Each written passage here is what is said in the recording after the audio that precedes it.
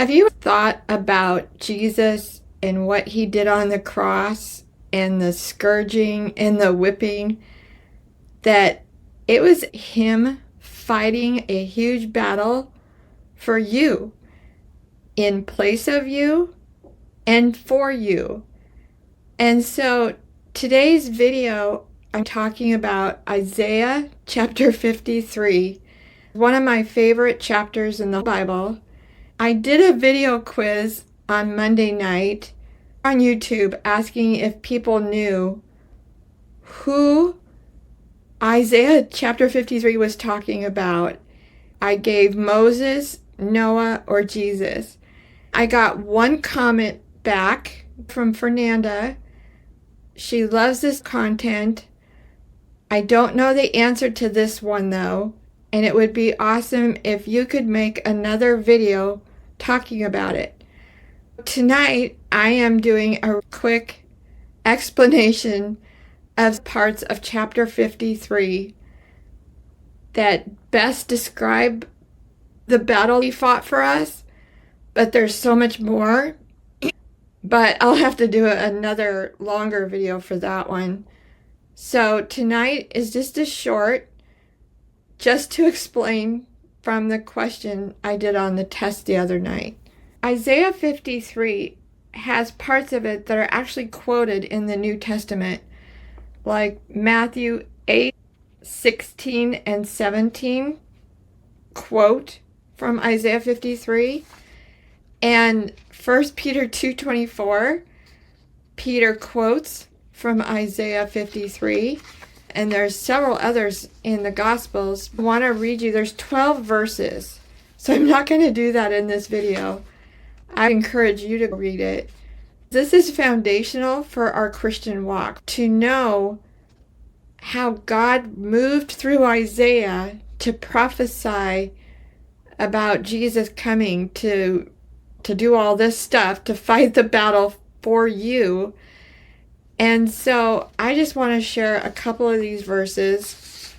So while I'm reading these two verses, the Lord asked me to draw this video of Jesus being scourged about 3 years ago. And I was like, I don't know if I can do that, but by the grace of God, I was able to make this short little animation of him being scourged. So while I read these two verses, I'll be showing a video of Jesus on the cross. I did not show all the damage done to his body on that one, but I did get some of that shown on this animation of him being scourged, because it just describes and shows the Bible, parts of Isaiah 52 and all of Isaiah 53 tell us how badly he was beaten. So any movie you have seen, including these two drawings, are nothing compared to what he really experienced.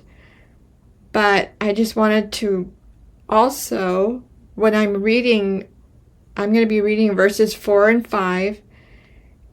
The King James Bible translated some of the Hebrew words, because the Old Testament was written in Hebrew originally, and actually translated a little different than what the Hebrew was saying. And so I'm going to actually expound on a couple of the words so that you get the full meaning of it. So verse 4 is, surely he has borne our griefs. In the Hebrew, borne means take away and carried it away. And the griefs in the Hebrew is infirmities. The next part says, and he carried away our sorrows. That word sorrows in the Hebrew is actually sicknesses.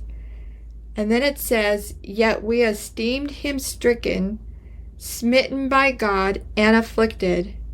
Then in verse 5 it says, but he was wounded. And that word wounded in the Hebrew is pierced.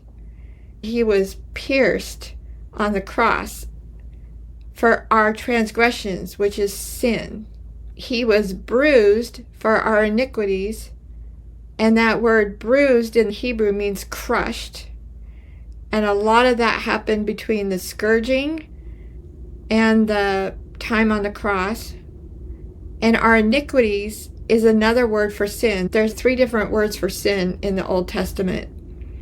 And then it says, the chastisement for our peace was upon him, which means he took the punishment for us to have peace with him and be fully restored to God.